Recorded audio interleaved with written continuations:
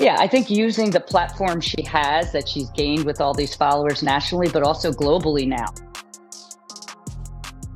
Caitlin Clark alone accounts for 25% of all ticket sales, retail sales, and TV ratings, shocking the WNBA. How did one player become such a powerful force? And what does this mean for the development of women's basketball? Her unmatched star power is changing the league's future. I want y'all to tell me, what do y'all not like about Caitlin Clark? Is it the media coverage? Do you not like... The WNBA fan base has been ecstatic and incredulous since the league's inception with the revelation of a staggering number regarding Caitlin Clark's influence. Beyond just her on-court accomplishments, Clark's impact changed the league's narrative, sparked fan interaction, and gave women's basketball previously unheard of attention. Ron, the tickets to the Indiana Fever home opener right now, the cheapest ticket to get you into the building to see Caitlin Clark, $271. And as the tweet here says, that's more expensive than 29 of the 30 NBA teams' home opener lowest priced ticket. That's pretty impressive. I'm going to give you one more here, Ron, before I get your thoughts. A valuation expert estimates that Caitlin Clark has generated somewhere on the order of 36 million extra dollars of revenue for the city of Indianapolis since she was drafted by the Fever. When the figures fell, they were just astounding. Last season, 25% of all WNBA ticket sales, retail revenue, and television viewership were driven by Caitlin Clark. This revelation has caused significant awe, amazement, and discussion among fans, experts, and even league executives. How could a one player make such a significant impact? Yeah, well, I mean, that's a more rational request, at least. The only problem is the WNBA, until Caitlin Clark, had no revenue. Fans already knew that Clark was more than just a basketball player. She is a phenomenon. Her incredible performances at Iowa carried over into her professional career, captivating audiences nationwide with her dynamic style, charisma, and ability to shine in clutch situations. Whether she's draining logo threes, threading needle passes, or rallying her team in a pinch, Clark consistently delivers must-see basketball. She obviously spaces the floor for us. She makes tough buckets. She gives us another option on the floor to run our off-ball screening action for. She gives us another player that can play with the ball in her hands in the two-man game. She just has a really high IQ and understanding of the game. Her ability to captivate players transcends her talent set. Caitlin Clark is a player who exemplifies a unique blend of talent and marketability. She electrifies spectators with her energy and supports it with performances on the court that many have never seen before. Clark embodies a new WNBA age in which the league is not just revered, but now widely acclaimed. Is a superstar, not a female superstar. She is a superstar. She moves the needle. The WNBA has been looking for someone who moves the needle. The ratings just came in. Caitlin Clark's game on Sunday did a bigger number than Warriors Celtics. Did 3.5 million. Warriors Celtics did 3 million. 3.5 million for a women's college basketball game. I think the WNBA, they have two great teams. They have the Liberty and the Aces. And they played in the finals last year. They both have, multiple MVP caliber players, but it hasn't garnered quite the buzz yet. You already have a pretty high level of basketball, and then you add in a superstar in Caitlin Clark to the league. Fans have flooded Twitter and Instagram with comments like, "Caitlin is the future of basketball and she's making history, and we're all lucky to witness it," expressing their admiration and pride in what Clark has accomplished. Others have compared her impact to that of NBA legends who became global icons, highlighting the extreme rarity of a player having such a significant impact on an entire league's revenue. Meanwhile, league executives are definitely paying attention. A player connecting with fans on a personal and professional level serves as a wake-up call for the league to keep boosting star power and building on the momentum Clark has created.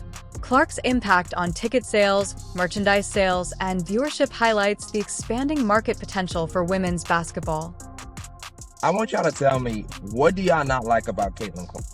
Is it the media coverage? Do you not like that she complains after foul calls like everybody else? What exactly is the reason why I see so much hate on social media and from WNBA players? All she's doing is bringing more attention to the game, and she's very skilled. Like, whenever I watch Iowa games, her teammates always got an open shot. Please explain to me, why do y'all hate on her? As the league enters a new season, all eyes will be on Caitlin Clark and whether she can continue to take the WNBA to new heights.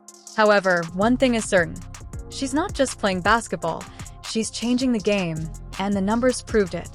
For WNBA fans, this statistic validates everything they've believed in the talent, excitement, and potential of women's basketball. Clark's ability to turn games into events and fans into superfans is a testament to her unique brilliance.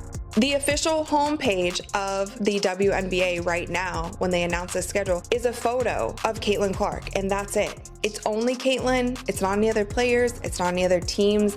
The fact that they are seemingly leaning into her finally, at the very off the rip, leaning into her, like having her front and center, this is just something that I don't think that we would have seen last season, and I just think it's... The WNBA is currently in a frenzy following the shocking revelation that Caitlin Clark alone was responsible for 25% of the league's total ticket sales during the previous season. This revelation has triggered intense discussions among fans, players, and analysts regarding her contribution to the league and whether she merits much more than her current salary of $75,000. Despite Clark's unmatched influence, the figure is comparable to other celebrities like Angel Reese. Unquestionably, Caitlin Clark's captivating performances have the power to entice audiences to arenas and screens. She was the face of women's basketball last season thanks to her ferocious competitive spirit and sharp shooting from beyond the Arkansas. She wasn't just a player, though. She was the catalyst for the league's expansion from sellout audiences to a surge in WNBA retail sales that included her name and number. Clark's arrival changes everything. I just hope y'all know the WNBA don't pay my bills at all. I don't even think that pays one of my bills. Literally. I'm trying to think of like my rent for where I stay at. I'm gonna do the math real quick. It might cover that. Yeah, it covers that. It definitely covers that. What is my... I don't even know my salary. 74? But the most startling number is that she was in charge of 25% of all WNBA ticket sales. Despite this, fans remain incredulous, with many claiming that her influence merits not only praise, but also monetary remuneration. Social media was ablaze with remarks asking how the league could defend paying her the same as everyone else when she is driving the WNBA and Clark is the driving force behind the league's expansion. She deserves to be compensated accordingly. The league's pay cap structure, which restricts what players can make despite their enormous contribution to ticket sales, retail sales, and viewership, is the source of the players' annoyance. Comparisons to Angel Reese, another rising star in women's basketball who makes the same salary, have fueled the fire because Caitlin Clark is bound by a standard contract that pays her $76,000 annually, far less than what fans think she deserves. Fans point out that while Reese is unquestionably talented, her impact on ticket sales and commercials is nothing compared to Clark's. Here, she's literally making $76K. You look at any male sports and people are getting $1 million just signing bonuses, not even their contract. On the one side, you get a lot of people that, rightfully so, bring up the fact that like, hey, people don't watch the WNBA. I think it's great that like more eyeballs are coming into it now. Caitlin Clark being a part of the league is definitely going to bring more attention to it. I hope that more fans buy tickets, buy jerseys, watch the games, because that's what's going to get players paid more. But I was genuinely surprised at how little that was. More players like this come, or she brings more excitement, then all of a sudden people get more engaged to other players that she might be playing against to see who they're battling. And that's kind of how this thing kind of builds momentum. If you look at it, it's kind of like CrossFit Games. Like back in the day, you know, it started off where it's at. Then personalities start to grow it, and then more money comes, and then more money comes, and then more money comes. Maybe WNBA hasn't had that like catalyst that it needed to spark this like snowball. The WNBA's pay structure, according to detractors, is antiquated and does not recognize players who significantly boost the league's visibility. Because of Clark's contributions, the WNBA has received unprecedented attention, and many people think it's time for the league to reevaluate how it pays its players. On the other hand, some fans and analysts advise against concentrating only on individual players when talking about league-wide issues. They contend that although Clark is unquestionably a superstar, the NBA's expansion depends on teamwork to support all of its players and clubs. Nevertheless, even these voices agree that Clark's influence is distinct and merits particular attention.